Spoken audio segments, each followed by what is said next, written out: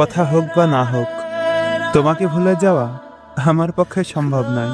কারণ অভ্যাস শুধু কথা দিয়ে তৈরি হয় না, কিছু মানুষ নীরবতাতেও গেঁথে যায়। তোমার সঙ্গে আর কথা হয় না, তবুও প্রতিদিন তোমার নামটা মনের ভেতরে উচ্চারিত হয়। কেউ শুনে না, তবুও ব্যথাটা ঠিকই জাগে। তুমি এখন দূরে, হয়তো অন্য এক জীবনে ব্যস্ত, আর আমি এখানে স্মৃতির ভিড়ে দাঁড়িয়ে থাকা একজন মানুষ। তোমাকে ভুলে যাওয়া মানে নিজের একটা অংশ ছিঁড়ে ফেলা।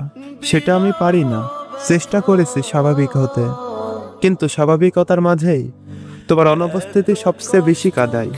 আবেগের মোহে সেই সময়গুলো হঠাৎ হঠাৎ ফিরে আসে, রাতের নীরবতায়, কোনো অচেনা গানের লাইনে, কিংবা ভিড়ের মাঝেও একা হয়ে গেলে। তখন মনে হয় ওই মুহূর্তগুলো শুধু স্মৃতি নয়, সেগুলো আমার ভেতরেই বেঁচে আছে। কথা না হওয়াটা মেনে নেওয়া যায়, কিন্তু ভুলে যাওয়াটা না।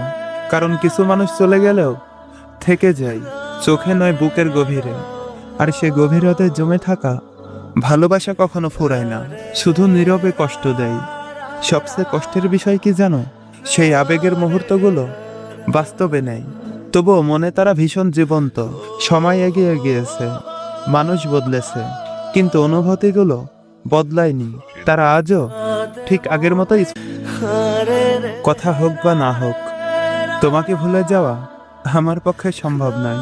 কারণ অভ্যাস শুধু কথা দিয়ে তৈরি হয় না, কিছু মানুষ নীরবতাতেও গেঁথে যায়। তোমার সঙ্গে আর কথা হয় না, তবুও প্রতিদিন তোমার নামটা মনের ভেতরে উচ্চারিত হয়। কেউ শুনে না, তবুও ব্যথাটা ঠিকই জাগে। তুমি এখন দূরে, হয়তো অন্য এক জীবনে ব্যস্ত, আর আমি এখানে স্মৃতির ভিড়ে দাঁড়িয়ে থাকা একজন মানুষ। তোমাকে ভুলে যাওয়া মানে নিজের একটা অংশ ছিঁড়ে ফেলা। সেটা আমি পারি না। চেষ্টা করেছি স্বাভাবিক হতে, কিন্তু স্বাভাবিকতার মাঝেই তোমার অনুপস্থিতি সবচেয়ে বেশি কাঁদায়। আবেগের মোহে সেই সময়গুলো হঠাৎ হঠাৎ ফিরে আসে, রাতের নীরবতায়, কোনো অচেনা গানের লাইনে, কিংবা ভিড়ের মাঝেও একা হয়ে গেলে। তখন মনে হয় ওই মুহূর্তগুলো শুধু স্মৃতি নয়, সেগুলো আমার ভেতরেই বেঁচে আছে।